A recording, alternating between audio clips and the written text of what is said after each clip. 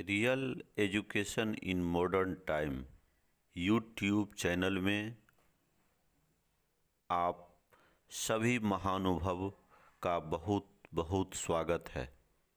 गीता में भगवान श्री कृष्ण कहते हैं कि अगर आप दूसरों से आशा रखते हैं तो यह महान कायरता है,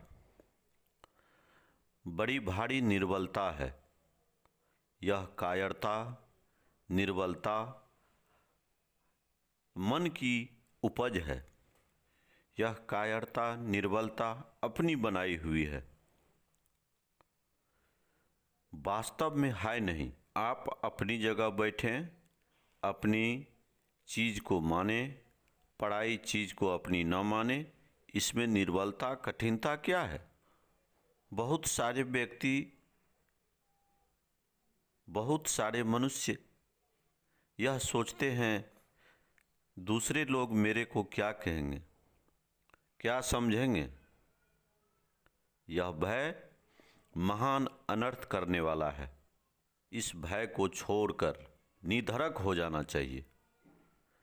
दूसरे खराब कहते हैं तो हम डरते हैं, तो क्या दूसरे खराब नहीं कहेंगे? वे तो जैसी मर्जी होगी वैसा ही कहेंगे। हम भयभीत हो तो भी वे वैसा ही कहेंगे, और भयभीत न भी हो तो वो भी वैसा ही कहेंगे। उनके मन में जैसी बात आएगी वैसा कहेंगे वे।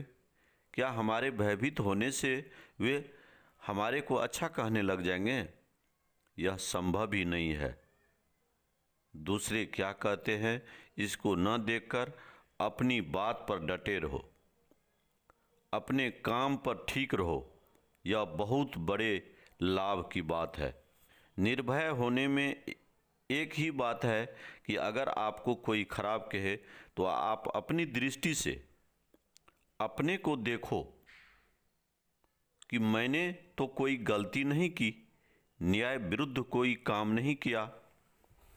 इस प्रकार अपने पर जितना विश्वास रखें, दृढ़ता से जितना रह सके उतना रह जाइए, तो आपके सब भय मिट जाएंगे। हमने जब कोई गलती नहीं की तो डर किस बात का?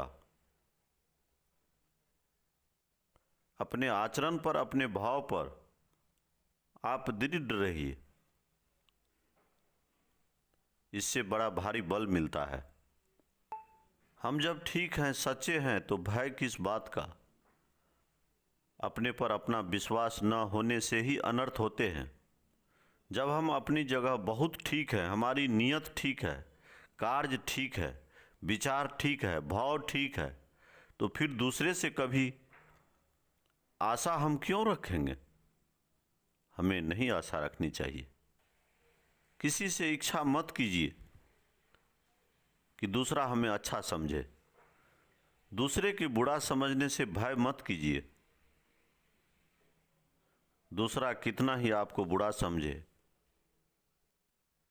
तो आप अपने को जैसे हैं वैसा ही रहेंगे। अगर आप अच्छे नहीं हैं और सब लोग हमें अच्छा समझते हैं तो क्या हमारा अच्छापन सिद्ध हो जाएगा? नहीं। अपनी गलती अपने को नज़र नहीं आने का कारण है स्वार्थ और अभिमान। स्वार्थ और अभिमान से ऐसा ढक्कन लग जाता है कि अपनी गलती अपने को नहीं दिखती। अतः स्वार्थ और अभिमान न करें। स्वार्थ और अभिमान का त्याग करने से बहुत प्रकाश मिलेगा और अपनी गलती दिखने लग जाएगी। एक उपाय यह भी है कि अपने में जो अवगुण देखे उसको दूर करते जाओ।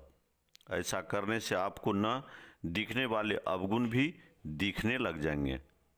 अतः जिन अवगुणों का आप सुगमता से त्याग कर सकते हैं उनका आप त्याग कर दें। तो जिन अवगुणों के त्याग में आपको कठिनता दिखती है उनका त्याग सुगमता से होने लगेगा और न दिखने वाले अवगुण भी आपको दिखने लग जाएंगे। यह बड़ा भारी रामबाण उपाय है। जो अवगुण साफ दिखता है उसको दूर करने में कोई परिश्रम नहीं, कोई हानि नहीं। उसको आप दूर कर दो तो अवगुण साफ दिखने लग जाएंगे। अगर अपना अवगुण न दिखे तो उसकी चिंता मत करो और अवगुणों को अपने में कायम भी मत करो, क्योंकि स्वरूप में कोई अवगुण नहीं है। नियत यह होनी चाहिए कि अपना अवगुण, अपनी कमी हमें रखनी नहीं है। अगर आप अपने को ही नहीं सुधार सकते तो दूसरे को सुधार सकते हैं क्या? सच्ची बात तो यह है कि अपना सुधार कर लेने पर भी दूसरे का सुधार कोई नहीं कर सकता। बड़े बड़े महात्मा हुए हैं, आचार्य हुए हैं, वे भी दूसरे का सुधार नहीं कर सके। दूसरे को अपने समान नहीं बना सके। अगर शिष्य चाहे तो गुरु से तेज हो सकता है। आप अपने को श्रेष्ठ बना सकते हैं, यह आपके हाथ की बात है, पर दूसरे को श्रेष्ठ बनाना हाथ की बात नहीं है। मनुष्य सब जगह अपनी विजय चाहे, पर अपने पुत्र से अपनी पराजय चाहता है।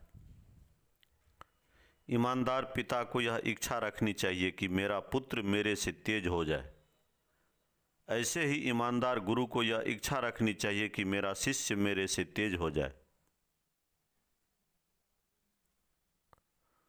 परंतु ऐसी इच्छा रखने से वह तेज नहीं हो जाता है। हाँ, अगर वह